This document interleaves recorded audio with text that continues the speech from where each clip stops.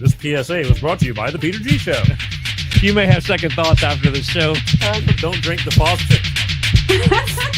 We're really talented. We should get Oscars. Just pick out a car, for Christ's sake. No, my name is Peter.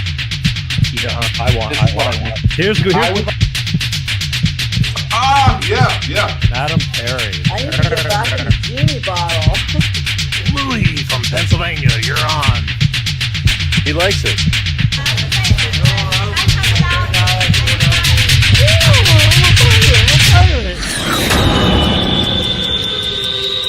It's showtime.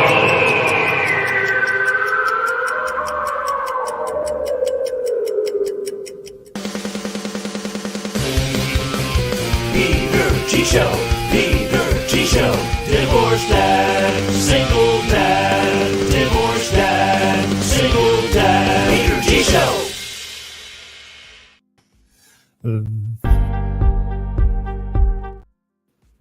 This PSA was brought to you by the Peter. Just kidding. Holy moly, Butterfingers right off the bat. But hell, it's Wednesday, and that means it's showtime. I need people. How the hell is everybody? Just when you think you got it down. April already. Welcome to April 2024. Time is flying, people. Enjoy it while you can. Life is short. We got a great show tonight. We do. Interesting show tonight. Right here, tonight, on this show, Captain Jim Goodrich. He's got a book, brand new book, one of the first of a series of books coming out. And he's going to tell you all about it, live to tell about it. 3 decades smuggling contraband across international borders. And it's an interesting book on top of it. He's quite a, he's got a background from childhood all the way through senior adulthood. And he's going to be on this show to tell you all about it. And he's going to be on in a couple of minutes. So you might want to hurry up and go to the bathroom, get your glass of wine, beer, whatever you want to do. Sit back and relax because this is interesting. I'm hard to keep the attention when I read books, but this one kept me going. And unfortunately, he leaves you on a cliffhanger.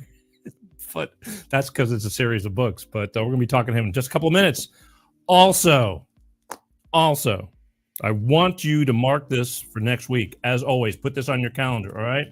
Because I have talked about the Lahaina fires in the past. Well, I'm back at it again. Why? I'll tell you why. Because next Wednesday, April 10th, right here on this show, author Stephanie Perusi is going to be on this show. Burn Back Better. Lahaina fires. A perfect storm or a perfect crime. They didn't waste any time getting into this book because there's something going on over there. I truly believe it. And she wrote to tell about it. And she's going to be on this show Wednesday, April 10th, next week, to talk about this book. And she spends a lot of time over there, and she's got a lot of insight. And you're not going to want to miss this because something don't smell right over there. That was a tragic thing amongst the many in this country, in this world, but she's going to come and talk about it. That's April 10th, right here. Burn Back Better, the Lahaina fires. You're not going to want to miss that as well. And lastly, as always, I love the people that watch this show. I truly do. I thank you for doing it. Please, please, please subscribe, follow all these different platforms. I need your help. These guys are making it very difficult for me to be seen on their platform. Why? Because I talk about things that they question, that they don't want to be out. But still, subscribe, follow. I'm on many different other platforms, your Facebooks, your LinkedIns, all that kind of stuff, and BitChutes, Rumbles, X. I don't know. You know where it's easy. Google Peter G Show. You can find it. But please, support. I need your help. Peter G wants you. All right.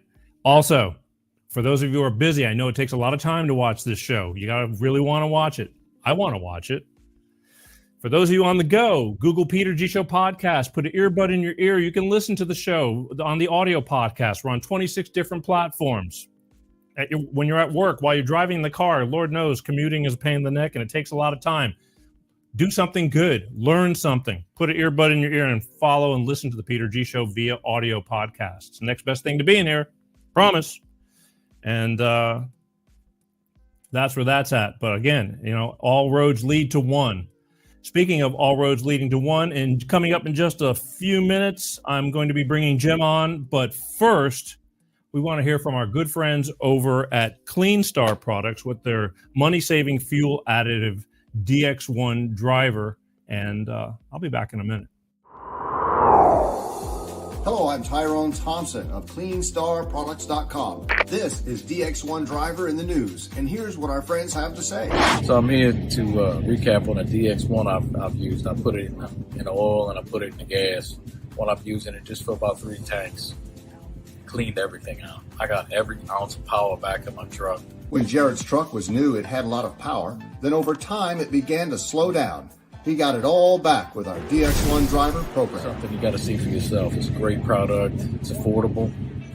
And it blows all the other additives and esters out of the water. DX1 driver is the finest oil in the world from a California environmental company. It goes into the fuel system and the oil. It's the only green grade product qualified for the carbon credits program, giving you better fuel mileage, lower emissions, and increased horsepower. So join the fuel savings revolution today. Go to CleanStarProducts.com/shop.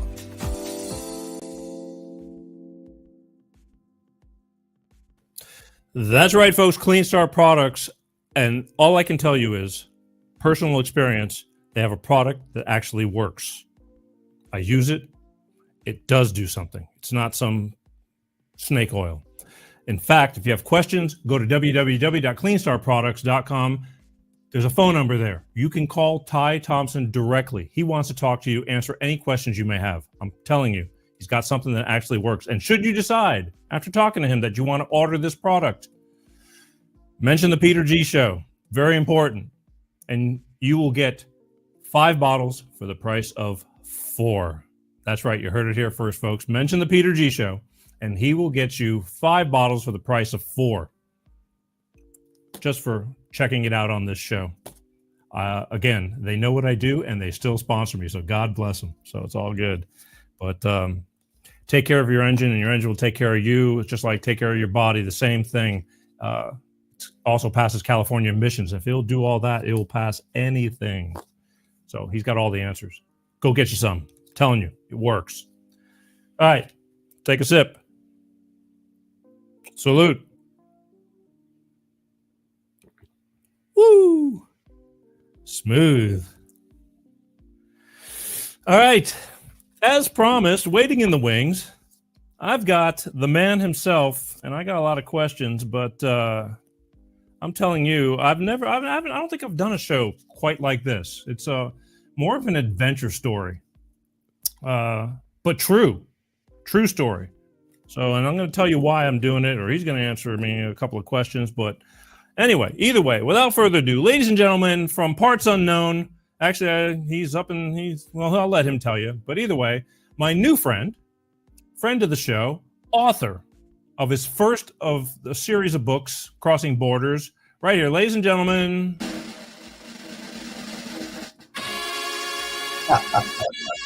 Captain Jim Goodrich, how are you? Doing well, and hi everybody. Welcome to the show. This is I'm not sure Peter is aware of this, but I'm losing my talk show virginity tonight. Well, if it'll help you at all, I'm not saying I'm a talk show whore or nothing like that, but you're not the first. That's good, but it's comfortable. It feels good, and it's and as you had said before, it's a story that needs to be told. So I'm here to answer any questions you have. And that you're going to, but I'm telling you, within the next couple of minutes, you're going to forget all about what's going on. Don't worry about my 3 million. They're all close friends. So it's all good. My Butterfingers, we started the show tonight and it was like, whoopsie, every once in a while, law of averages, a couple of little flubs, but hell, I'm a professional. I'll rise above it. Anyway, so why don't we do this real quick before I get started? Why don't you take a second and give everybody a brief synopsis of who you are and why you are, got to this point, and and your book real quick, and then I'll start with the questions. But just give everybody a quick, 1 minute roundabout kind of verbal thing. Sure. Well, the reason I wrote the book is because it's a story that needed to be told. You just can't do these things, and as it turned out, I ended up through young life experiences becoming uniquely qualified to be able to do this. And then as you get caught up in things and the adrenaline rush, I perpetuated it. And I ended up getting caught, but as and I paid my dues and stuff, but that doesn't discount the adventure part of the story, and decades of the cast of characters are just unbelievable. I don't think I could ever write fiction. The reality of my life has been just amazing as it is. So I'm just telling it like it is. I'm not adding anything, and I'm not taking much out, except I did change names to protect the guilty. All right. Gotcha. Well, again, because I read your book, and I didn't know what I was getting into, quite frankly. I mean, I didn't really have I had an idea, but I didn't have an idea. And by the way, we're already getting let's say, hey, Pensacola loves you. Maybe they love you, because I don't know if they love me or not. But somebody loves somebody. I appreciate that. If it was Fort Lauderdale, I'd have to say it was probably me. Oh, okay. Well, maybe you never know. It's still early in the night. That's Right. book 6. So I checked. I started with the book, and you started. We're going to start really quick. I mean, there's a lot to go through, so we're going to have to blow through it, kind of quickly, because of the fact that there's so much, information that you put in. Very detailed book, but yet it kept me glued to. It wasn't boring, and that was something within itself, because I have a hard time keeping my attention to certain books. But I read your book from first page to last page. It took me a while, but I did it, and because I wanted to. So let's check out. You started out as a young child in Hollywood because you grew up in Southern California, correct? Correct. That's right. Yeah. So I mean, I got a couple of pictures, but I mean, you got into show business as a child. Well, my family, I grew up in a family of ballroom dancers, of all things. My uncle, who was 4 years older than I am, I ended up being the California Starball champion. So it was a generational thing. And the one day I got a call from him, and he said, "Hey, there's a tryout for Alvin and the Chipmunks."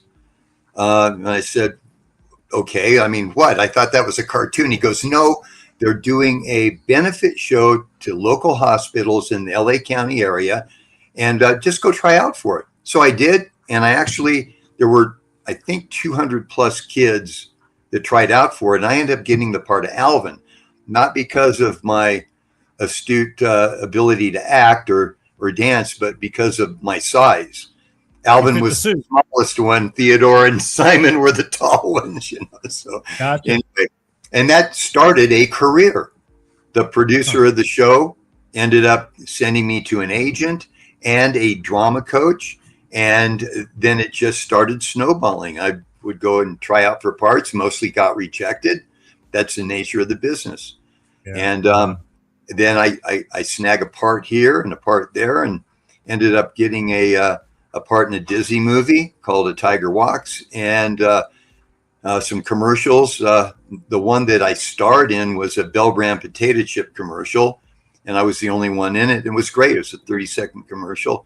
So yeah, that, and then I was in a lot of stage plays up until my late teens. And right out of high school, I was doing a lot of stage plays, and that's where the craft really started. I started getting good at it. Yeah, started mastering it. Let's look at here's one of your promo headshots and all that. I mean that you had. That is totally the look. I mean, right there, that, as a child actor, I mean, that was pretty much, strapping young lad right there, Jim. Yeah. When I had hair. Yeah. Well, we're all trying to hold on. I shave it. We're all trying to hold on. It's good. But the thing was, that's shit, that's stardom right there. Hollywood at its best. But yes, you were. So you were in Disney's. There's another one, A Tiger Walk. That was the movie. And what year was that? 64. 1964. I was 13 years old. Wow. Yeah. Oh, there you go. And I read you met Walt Disney? I did. It was a fluke, and I actually ran into him twice. He was in his trench coat, even though it was like a summer day. But he always liked to wear this trench coat. It was his uniform practically. And he would just walk around and check things out and introduce people. And I had just been with a guy named Sabu. It was his last movie. He was famous for the Elephant Boy movie. And he was way back in the days when there were silent movies. But he took me under his wing, and one day we both ran into Walt, and Walt was amazing because he actually knew which movie I was working on, there's a lot going on out there. There's probably 6 different productions going on simultaneously. How could he keep up with something like that? But he did. And it was a peak experience. I'll never forget it. It's like etched in cerebral granite to this day, meeting him. And he actually bent down to be at the same level I was. So we would see eye to eye, and introduced himself and shook my hand. Yeah, it was pretty amazing. Wow. Well, that's what made Walt, I guess, I mean, he was definitely, one of the, that's what made him who he was and why he got what he got. I mean, that kind of a guy. Wow. Yeah. I just erased your buddy put a comment in, but I just because I'm getting spammed already. It's like, these people, and I just erased your buddy Jeff's comment by accident. Sorry, Jeff.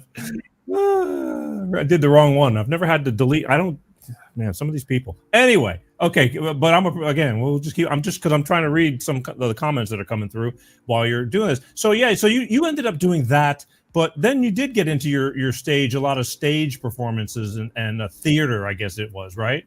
Yeah. And you actually won an award for that too as a kid, right there. That was for Anti-Mame in Long Beach Community Playhouse, and Long Beach Community Playhouse spawned a lot of actors that went on to be pretty famous, and so it was quite an award, for me, for a little kid. I think I was by the time I got around to that, I was 14, maybe 15, because it was an annual event. The movie, we shot it when I was 13, but it didn't come out until I was 14. And then that play was when I think it was 14 or 15. So, wow.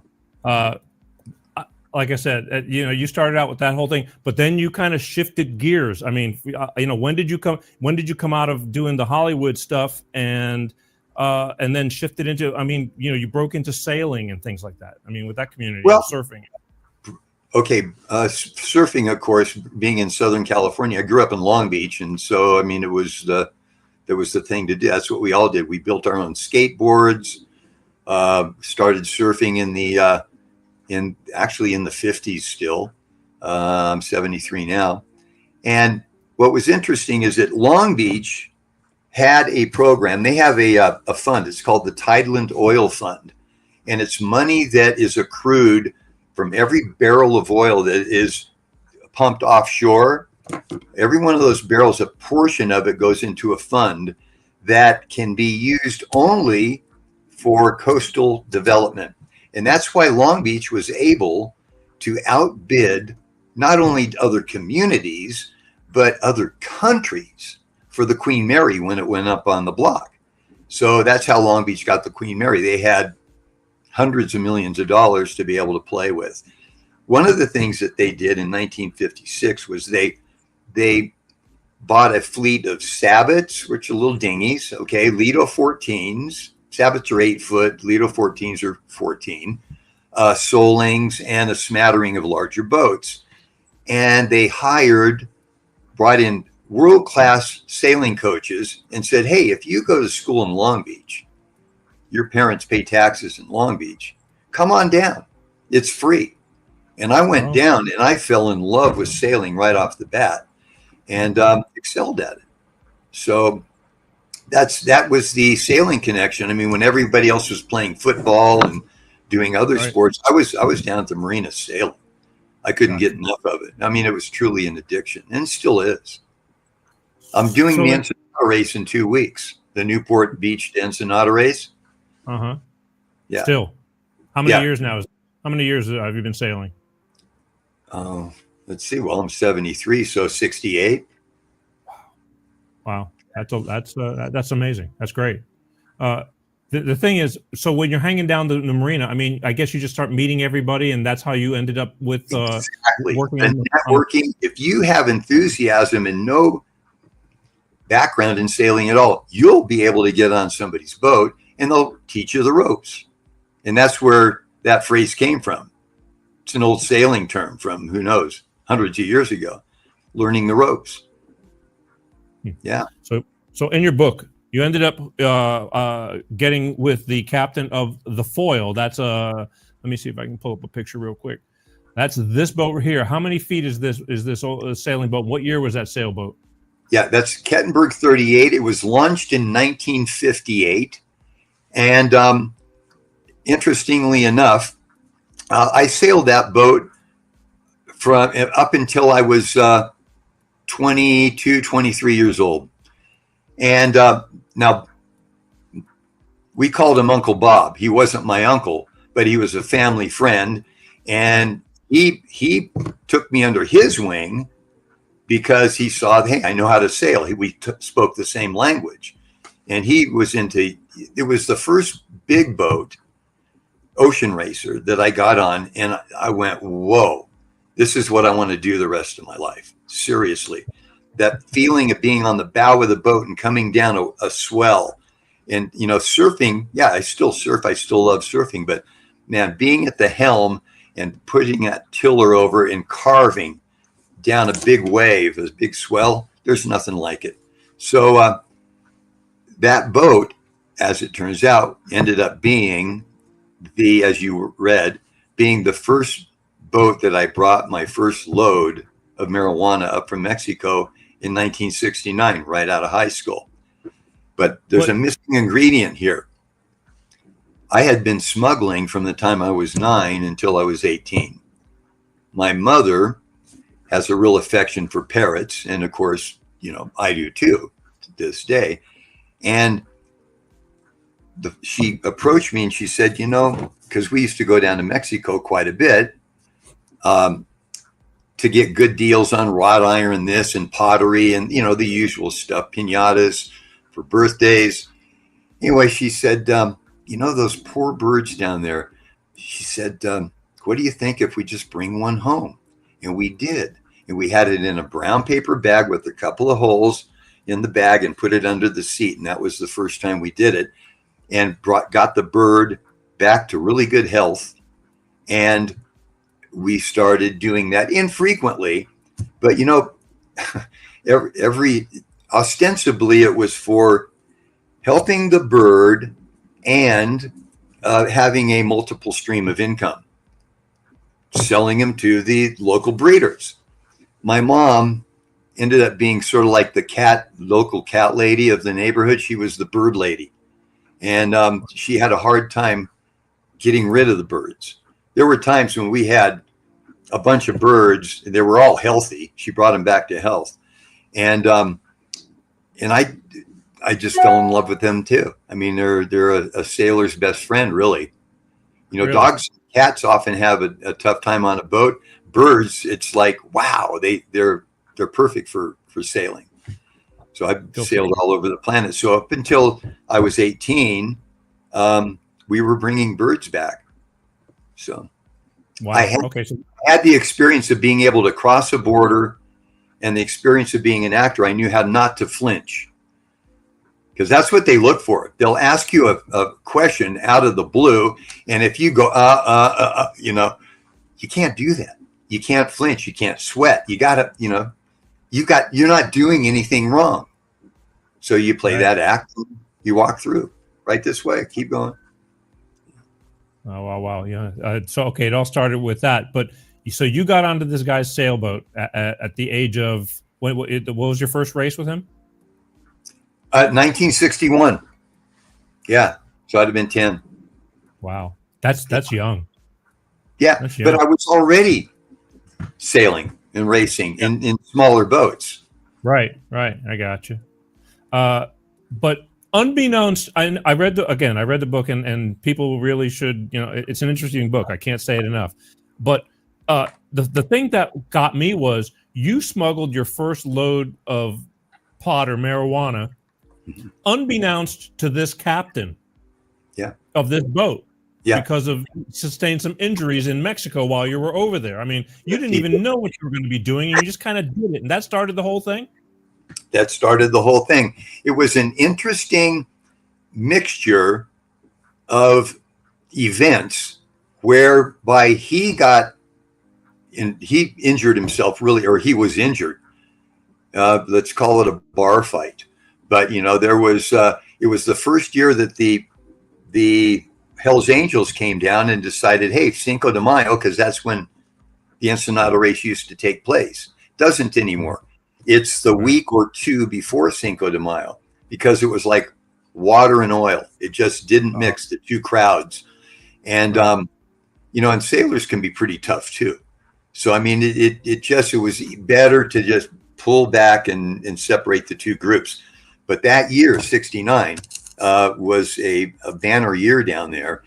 And there were a lot of problems that occurred. And he was the recipient of a big problem. He was in the hospital for months. Wow. So he needed somebody to take his boat back, and he trusted me. And so I hitchhiked down to Mexico got my diploma. Instead of going back to my seat, I just kept walking off stage out of the stadium, the high school I graduated from, went over to a friend's house. We'd had this all planned, and we hitchhiked down to Ensenada. And circumstances were that a good friend of ours, somebody that we actually helped put in business over the years, became a sailmaker.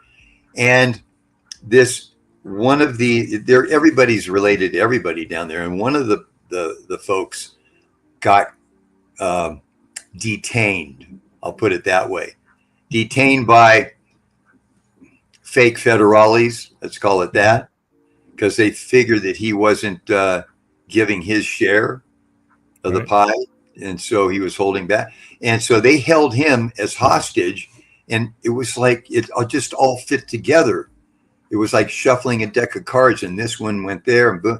And the way it evolved was like I ended up being the sort of the golden boy. By if you can get this load back, we can get the boat back safely, and we can get this guy out of harm's way who was being detained. And I did, and it all worked. I mean, because I'm going to ask you this, because when I started doing promos for this show, I got a little bit of feedback from some people, but somebody commented, why would you? Because again, I know times were different back then. Pot was a big deal back then, but it's nothing like what's going on with the drugs nowadays. The fentanyls and and you got your cartels and killings and all this kind of. You lived in a different era where it was just nobody got hurt, and really, and for the most part. I mean, you just did your thing, and it was more of a thrill, correct? Yeah. Because it was almost never for the money. I mean, there's nothing like crossing a border with contraband that it heightens all the senses. It's just amazing.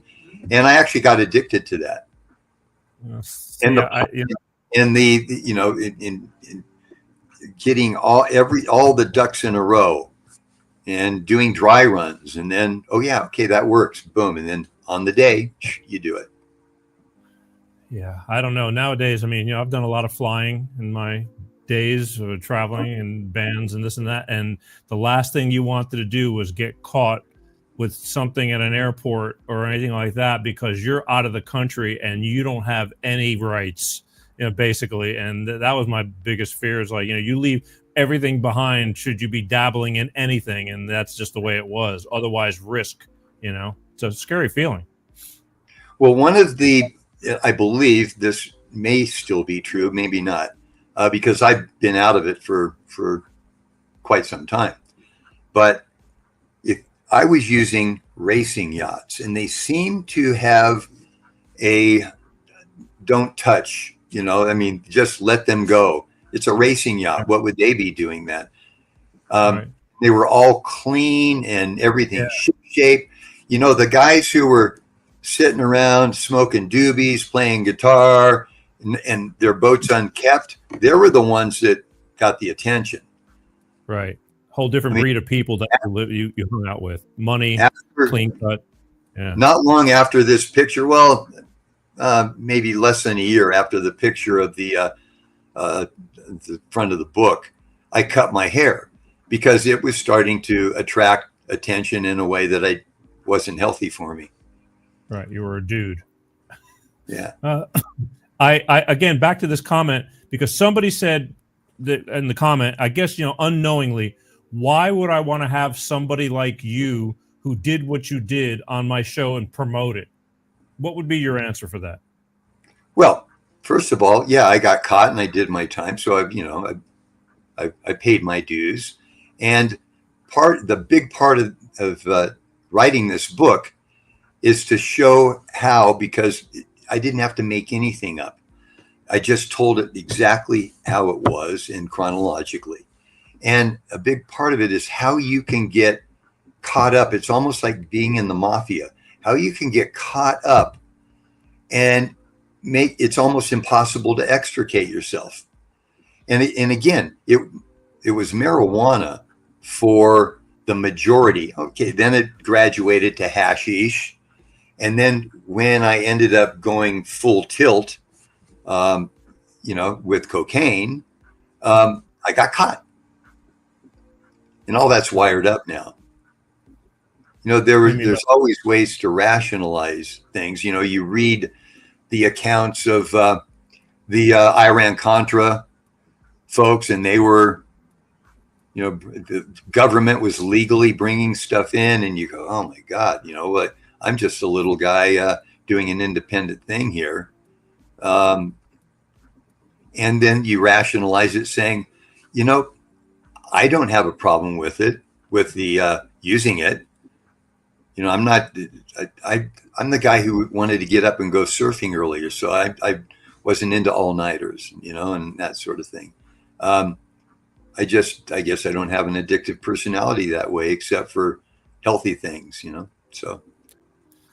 It seemed to me, Mexico back then was a simpler time, a lot less complicated, and you could go to, it really looks like when you were down there, and you were down there a lot, you had a good time while you were there. it wasn't, the pressure was, it just a different way of life. Exactly. Wow. Oh, wow. Because again, at first glance, and I get, a lot of people are just headline readers. And when I come out and I say, 30 years of smuggling, contrabands, AKA drugs and whatever, some people just take it for the wrong way. And I think, again, the fact that it's a true account and you're telling the story in great detail, I got to say, not just, it's more about the whole lifestyle, more so. The actual smuggling part was, at least in this book, was, minute compared to all the details of, like, from the hotels to where you were, what you were doing, all that kind of stuff. It's kind of, again, it kept my interest. So that's, to me, everybody knows. I get distracted. Oh, squirrel. So it's it's just the way it is. But so you a lot of back and forth. And this book covers. How many years do you think this book covers? The first one. How many books are you going to be doing to tell the story? Because it's not over. Yeah, no, it's probably, I would say, from 2 years old, because you saw the picture of me and on a bureau down in Mexico, and that was a New Year's of 1953. So I was 2 years old. Yeah. So when you did the final, because at the end you did one load. You did a load of marijuana, pot, whatever, via airplane. Yes. What year did that end? Before that's the end of the book, basically for right now. Yeah, 1971. 1971. So we're talking. That's more than a decade right there. Well, your childhood. That was just setting up everything to how you grew up and grew into the whole. It was 2 years after. 2 years after I sailed a load back. Okay. And actually, I was a bit player in that. I was working at an airport, an airstrip, a dirt airstrip down in Mexico. But the way it evolved was I ended up being key on the subsequent one, and that starts book 2. Gotcha. And how many books do you think it's going to take to tell Captain Jim's whole story? 6. 6. Yeah. Oh, you're going to be busy for a while. Yeah. Well, I just got 12 chapters into the editor, and I'm fine tuning another 6 of those chapters, and then you pick the pictures that correspond with the time. Right. And that'll be for book 2. Yeah, that's book 2. Another thing I'd like to say is that. I made a lot of mistakes. In retrospect, I can look back and say, I went a little bit too far there, and then I got caught into it. Mm-hmm. I wasn't completely solo. Everybody works for somebody to some degree, and my success at being able to do that. There were times later on. There were 7 of us boats that crossed the Atlantic to Europe. I was the only one who showed up. Yeah. So sometimes success, well, that's in book 4. Oh, yeah. Damn. Yeah. Keep everybody hanging. Let's go again. I think it's going to be a great series for those who want to. But the thing is, not only all these people that are in this book. Not all these people, but your main characters or whoever that you change the names. Do you still know who's alive, who's around, anything, or completely like out of your life decades ago, or moved on? Well, as you know, there are some that are still in my life. The person who introduced you to me, he's still in my life. Yeah, but he's not all there though. Yeah, well, that's. I always tell him he'll be all right after the operation. Yeah, well, the lights on, but no, but I'm in touch with many of them. Still as close or closer. The character Danito. Yeah. The book, yeah. Well, matter of fact, his son came up, and we all went skiing together. Okay, because let's face it, as we get older, mm-hmm. people die, either don't take care of themselves, a lot of people go way before their time, or some people don't leave the business. They end up getting in way too deep. I've got a lot of friends, not a lot, but a good handful of friends I've lost to, they could not stop being bad, things like that. And I loved them as people. We had a lot of fun growing up as kids, but I couldn't be there, Yeah, so, they succumbed to the temptation. Yeah, and so I was just wondering as I finished. In fact, I was just thinking about that, late morning hours of last night or this morning. That I wonder, who out of this book, is still alive to tell about. Like, okay, even like Captain Bob or whatever is. He was probably a lot older than you back then, right? Yeah, no, he's passed away. He's left. Yeah. Yeah. But so he was the norm. He had nothing to do with this. He just owned a boat that you got on, and now you have that boat, don't you? I do. I was able to reacquire it. Yeah. How? Well, when I got out of prison, one of the first things I did was got on the internet, and I said, I wonder whatever happened to Bob, Uncle Bob. And I got on the Kettenberg site, and I looked up foil, and it wasn't there. And I went, God. Oh, that's right. It was hull number 39. So I did a search with hull numbers in the Kettenberg 38, and boom, it popped up. They changed the name. It had been acquired by a gentleman named Peter English up in San Francisco, and he got the boat and modified it somewhat. Apparently there was a dismasting, and so instead of the beautiful Sitka spruce mast, which is beautiful, and that was the second one we had because we dismasted once in a race. He put an aluminum one in. Okay, so he modified the boat a little bit, and then I called him, and I said, you know, I'd love to come up and crew for you. I said I grew up on the boat. He said, I'd love you to do that too, except I sold it 2 weeks ago. But let me call the guy and see if he's interested in having you come up and sail with him. Well, I got a call from the guy a few minutes later, and he said, hey, can you fly up here and teach me how to sail my boat? And so that's started a relationship that's, I don't know, 13 years ago, 14 years ago. I mean, what's the life? Because, you know, boats come and go. I mean, people smash them, they wreck them, they do, stupid stuff. They think they can do it. So the odds of that boat, was built in, you said 59. When was that boat built? Launched in 58. Okay. And now here we are, decades, 50 years later or more, and that boat's still around, and you were able to find it, and it wasn't just, broken in half somewhere or at the dump. It's a miracle. The top side of the boat of that, you saw, you put the picture up there. It looks exactly the same. The bottom below the waterline, the frames, which are like ribs, the frames of the boat were steam bent oak, and almost all of them had cracked and been sistered, which means you put another one next to it, a fresh one.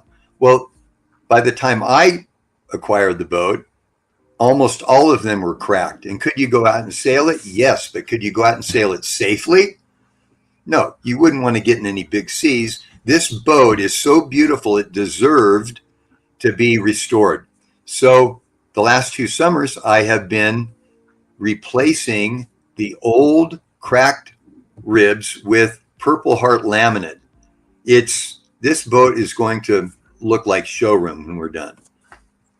Sounds like a hell of an investment. Structurally, it's a massive job. Anyone who knows boats and is aware of what I'm doing with this thing, they scratch their head. They go, wow, you have taken on a huge project. And I have, but I love the boat.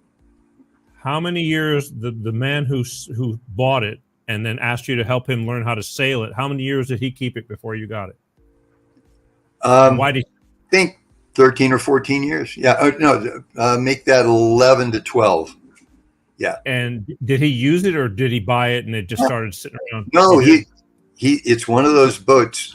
He wasn't an accomplished sailor when he got it, but I went up several times, and I was at the America's Cup race where they had the 72-foot catamarans up in San Francisco, and we were watching it from the water on that boat. The thing is that he got he has a kid now, and having a kid and a wife and a boat, the boat ended up, being the odd person out. And he knew that the best person to take this boat and bring it back up to its original glory was me. Wow. So he sold it to you. Yeah. Amazing. Here, it looks like you have a fan. I think you have a fan here. Annie C. Hey there, Captain Jim. Good to see you. The show. Love seeing your book. Coming out. Your stories. After the first time we met, and you told me your story, you get this out. You did. Wow. Well, that's awesome. Yeah. So you got a fan club already. I'm so used to protecting people by changing the names to protect the guilty, but I don't think Annie's guilty of anything except being a great person. So, but she, I don't think she'd mind me saying who she is. C stands for Carradine. Oh, okay. Yeah. I've heard that name. No, you're old Jeffy. Yeah. Manchester. All right, so you're all intermingled. Yes. All right, awesome. I taught her and her son how to trike. I don't know if you know what a trike is. It's a 3-wheeled vehicle that you're, by going back and forth, okay, you fell forward. It's non-motorized. Non-motorized. They have motorized ones as well, but think it's a great way to stay fit and really for the core. And it's one of the closest things to, well, it's one of the best things for staying in shape for skiing, which is what I do. Gotcha. Oh yeah, that we're going to talk about that too. But because here you are, you're the surfer guy, and then you're the sailing guy, but yet you ended up picking up skiing at what age? I mean, you're still an avid skier right now.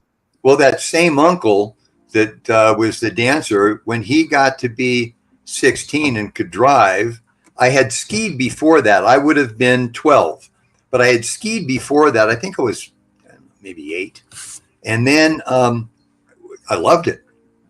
You know, it's immediately, I love it. What little kid doesn't like to slide down a snow-covered slope in an inner tube, in a trash bag, whatever, or on skis, and including this little kid. So when he got 16, we used to work off each other for our corresponding parents. He'd tell his mom, I need to use the car because, you know, Jim wants to go skiing. And I'd tell my parents, well, Bob doesn't want to drive up there alone, so I need to go skiing with him. You know, that kind of thing. We worked both ends from the middle.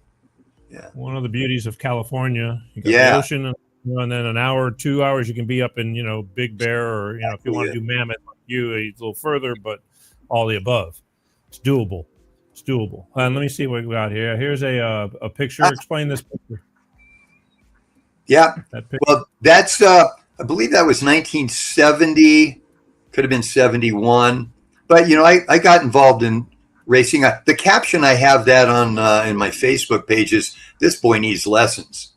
But it's, you know, back then the shape skis hadn't really been refined yet. They were just starting. Prior to that, when I started skiing on, were straight skis. They didn't have a curvature to them. Nowadays, it's so much easier for people to learn how to ski now with the equipment. The equipment has been a big plus for us. And you still ski, and you're skiing right now. I was skiing all today. Yeah, I instruct. I teach people how to ski. So wow. So all this stuff has stuck with you. I mean, you haven't really changed much course, except just doing away with the smuggling end of it. Well, it's called getting paid for having fun. And, you know, I've been teaching something. I was teaching young kids younger than me, how to sail when I was a preteen. Because I got to sail and get paid for it. So that was always the way to do it.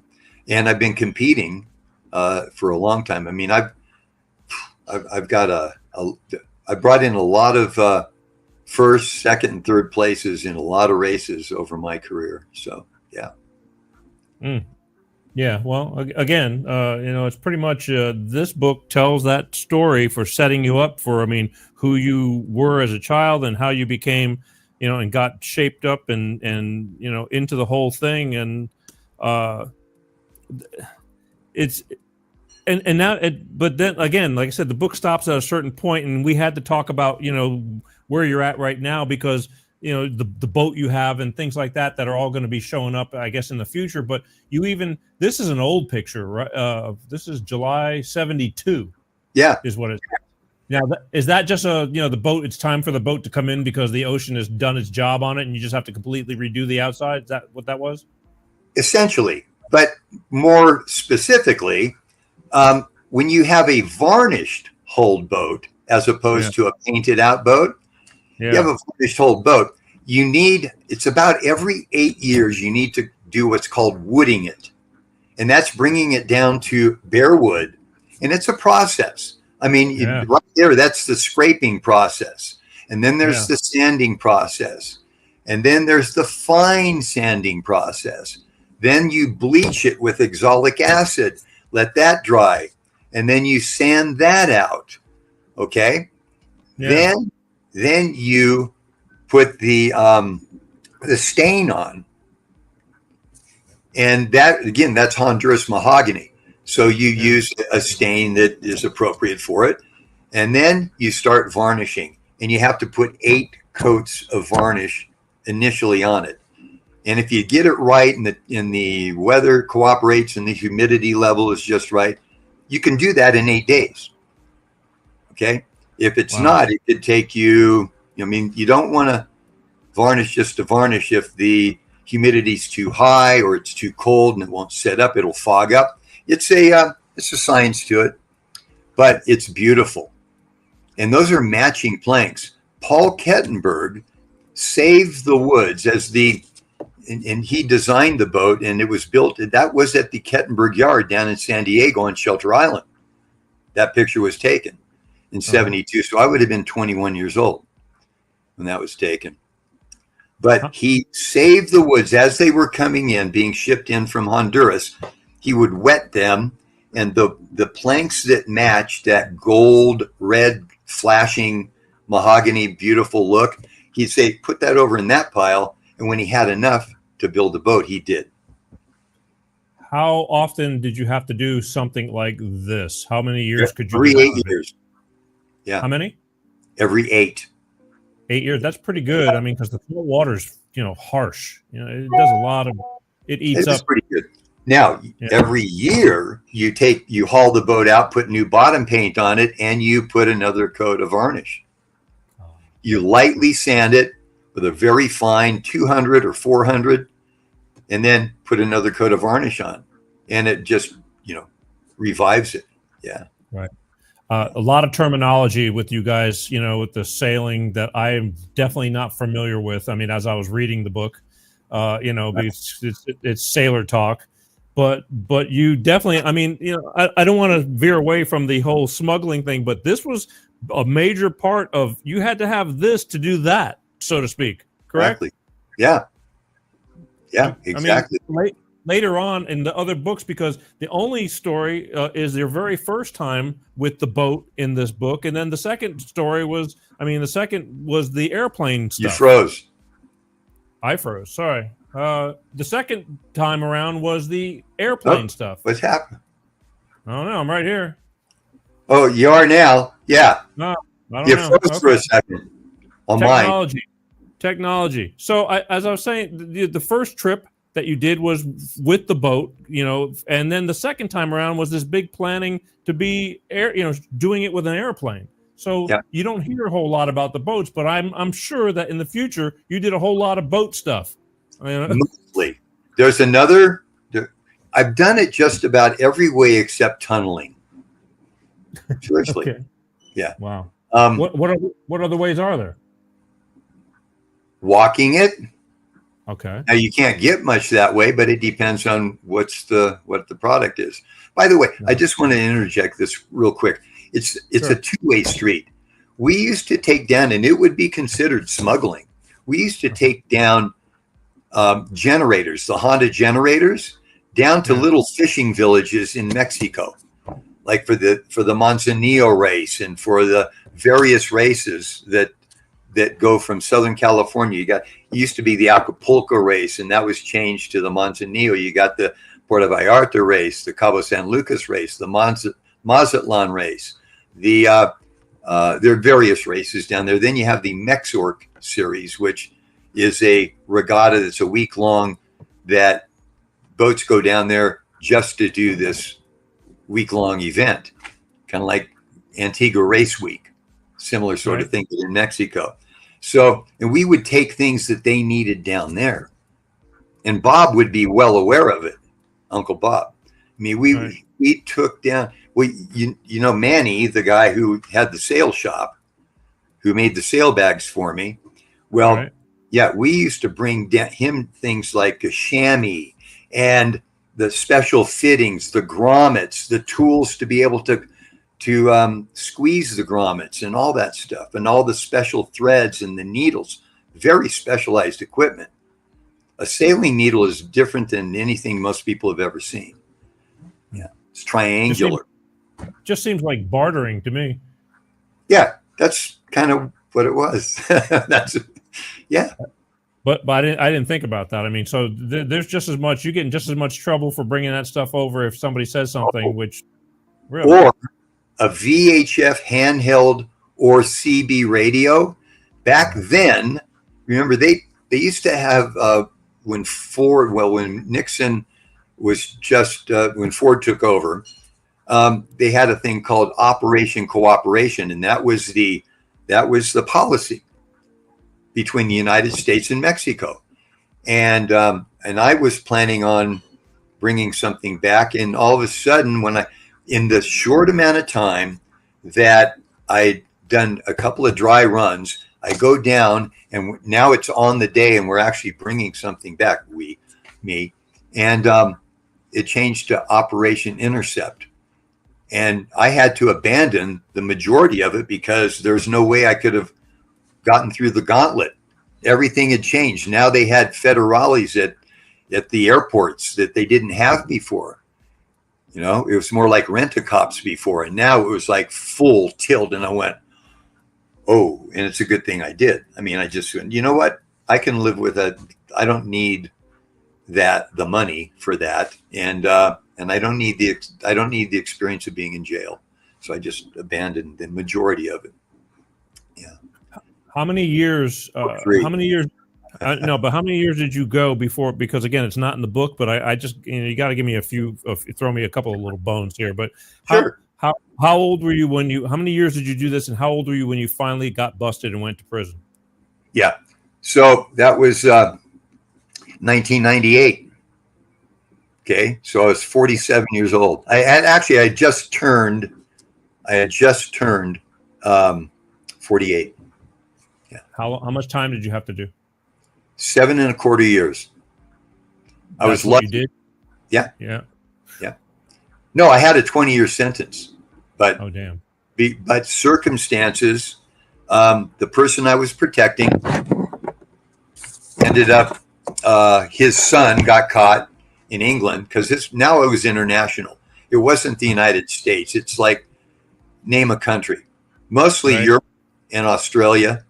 So because something that you would buy for X amount of dollars was worth 5 or 6 times that if it showed up in Australia, for example, or Europe. And the person who ran Europe distribution, he did. His son fingered me on something that when I was sentenced at my 20 years, I was brought down, and there were a room full of agents from the different agencies, all the 3-letter agencies. And they said, well, let's talk. And I said, about what? And they said, well, nobody has 2 tons on their first rodeo. You must have a history. And I said, I can't talk about anything. I have a family. And it was like that for 6.5 years. And then I got a supersede. And they said, the good cop, bad cop thing. Hey, punk, whatever you don't tell us right now today, and we find out about later, and we will supersede indict you. So 6.5 years into my bit, I got a superseding indictment. I read it and I went, oh yeah, that's my ticket out. I played by the rules. They didn't. The son of the guy I had been protecting this whole time got caught with, I don't know if it was 2 grams or 2 ounces over in England. And he gave me up like that. Bam. And so when they superseded indict me, I was looking at life. And I said, they said, do you want to play? And I said, you bet. So we played, and I went over and I testified 3 times over in England. And I brought that organization down. Yeah. Because of the sun ratting on you. You're exactly. kind of fair game. That's how it works. Totally fair. Totally fair game. Yeah. Huh. Wow. And well so documented, by the way, the court records and the all of it. That's the thing about my life. It's been well documented from my acting and being, having newspaper articles growing up, to all of the photos that I've taken, to the actual contemporaneous logs. Since I've been sailing as a preteen, I've been keeping a log. And so people go, how do you have such a great memory? Well, you remember peak experiences, number one. Yeah. You have a peak experience. You know where you were when JFK was shot, or when you knew exactly what was going on when the Twin Towers got hit. I know I was on a flight over the Atlantic, and they were considering whether I was able to land at Heathrow. They were taking me over there to testify.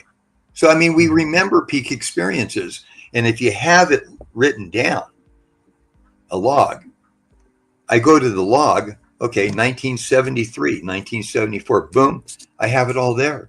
And the memories come back very vividly. So. Gotcha. Because I too, I asked you the exact same thing. I said, there's a lot of detail in this book. Down to what you were eating, what you drank. Just a lot. I said, how the hell do you, because I've got people lately reminding me of things that we did back in the day, and some things I have we killed a few brain cells, and I remember a lot of things too, but sometimes it's not everything. That must have been in the hotel room when the Sabina habanero pepper showed up. Yes, that many times. I remember that. Yeah. Yeah.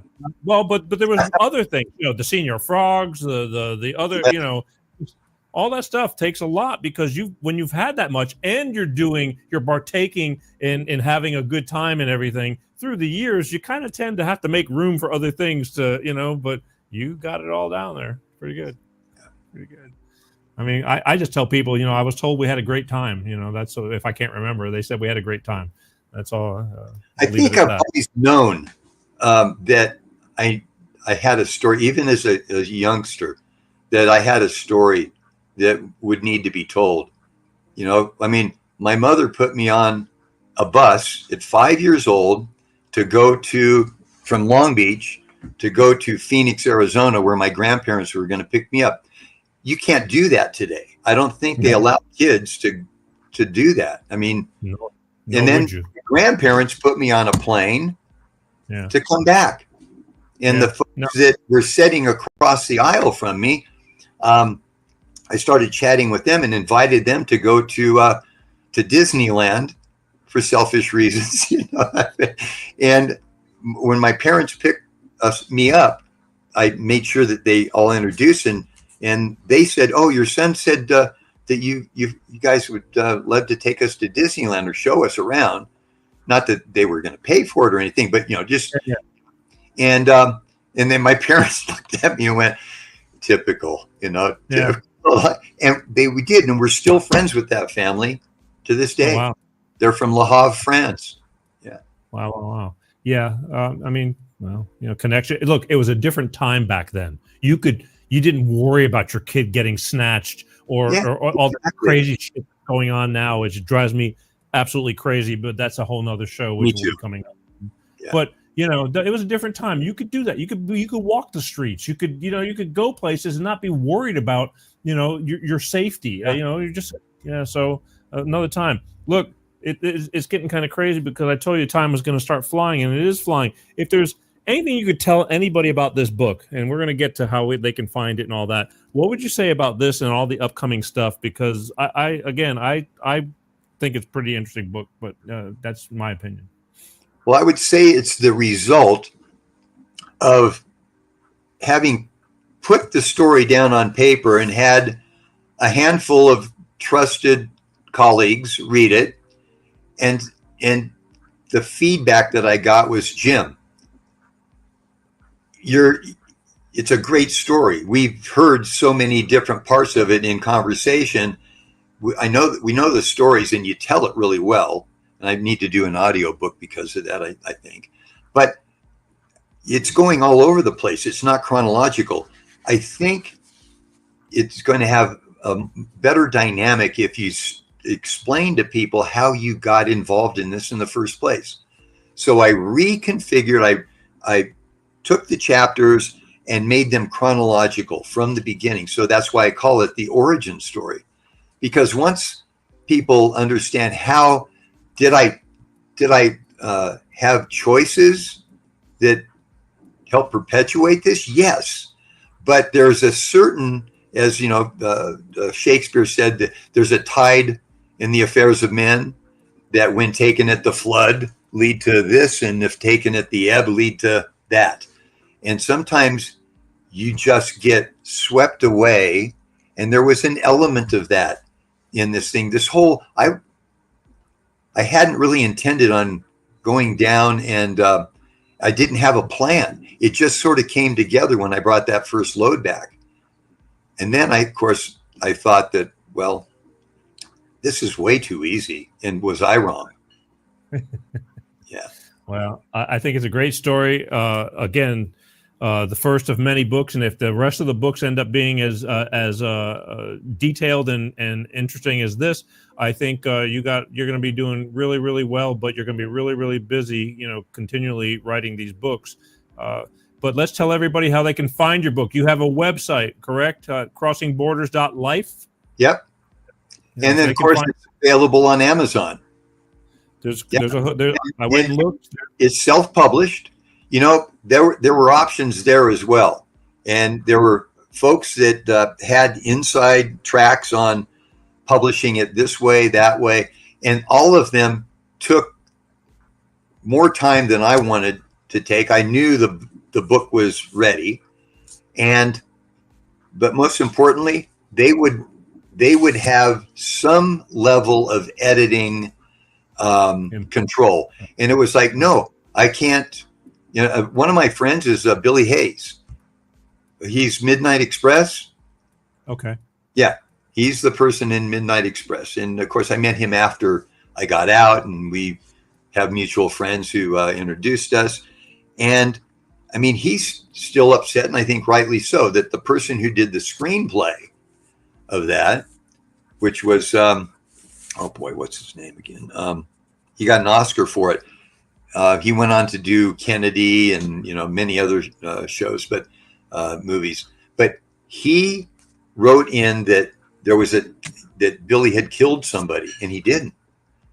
But they wanted to make the movie more exciting, and I didn't want anyone to. The story doesn't need anybody to enhance it. Right. I just told it exactly how it was. So it's got a life of its own. Yeah. Wow. Well, again, I'm going to tell you, kept my interest, which is hard to do. So congratulations on the first of many. And for those of you out there, you want to get a hold of, do you want to learn more about Captain Jim Goodrich? You can go to his website right there, www.crossingborders.life. It's got information on him. You even have a link on how to get the book over on Amazon. Yep. And stay in touch and keep up with the Joneses and all that kind of stuff. And I think that's a pretty darn good deal. But again, the time just flies. But until next time, I guess we're going to have to we'll pick this up and see where we go from there. Well, this has been great. I appreciate you having me on. No, I appreciate it too. I appreciate you. And I want to give a special thanks to our mutual friend, Jeff Pearson, for making this happen. And Annie for chiming in. I'm stoked. Yeah. I take most of the stuff from Jeff with a grain of salt because, again, but he's really, and so is Annie. They're very good on a yacht. And I run a 50-foot Santa Cruz out of now it's out of Oxnard, but it was out of port for years, and they've been sailing with me a number of times, and it's always a great experience. Yeah. He would tell me. Because, again, I spend a lot of time with Jeff, and he would tell me when he's going to go do these things. And I remember, but I had no idea it was you because I didn't know you. He just talked, just some friend. And again, everything happens for a reason. And here we are. And you got a book. Yeah. And you got to come sailing one of these days. Well, I would be. Listen, I appreciate that, and I would be more than happy to come hang out. But I would be what you called, and I saw in your book, rail meat. Right. Yeah. Well, they're accepted. Yeah, because again, I know nothing about sailing. I'm a motor guy. Yeah. But I love the ocean. I mean, I grew up in the Gulf Coast of of Pensacola and things like that. In fact, back in the '80s, we'd get bales that wash up onto shore and things like that. Back in the day, that was like an excitement. If somebody found something, all wrapped up. Well, but, I had little over a ton of Moroccan hash that ended up on beaches in North Carolina. Sure. Yeah. Shit happens. So Yeah. you gotta go. Dump it. Wow. Well, anyway. All right, listen. But anyway, thank you. Yes. Thank you.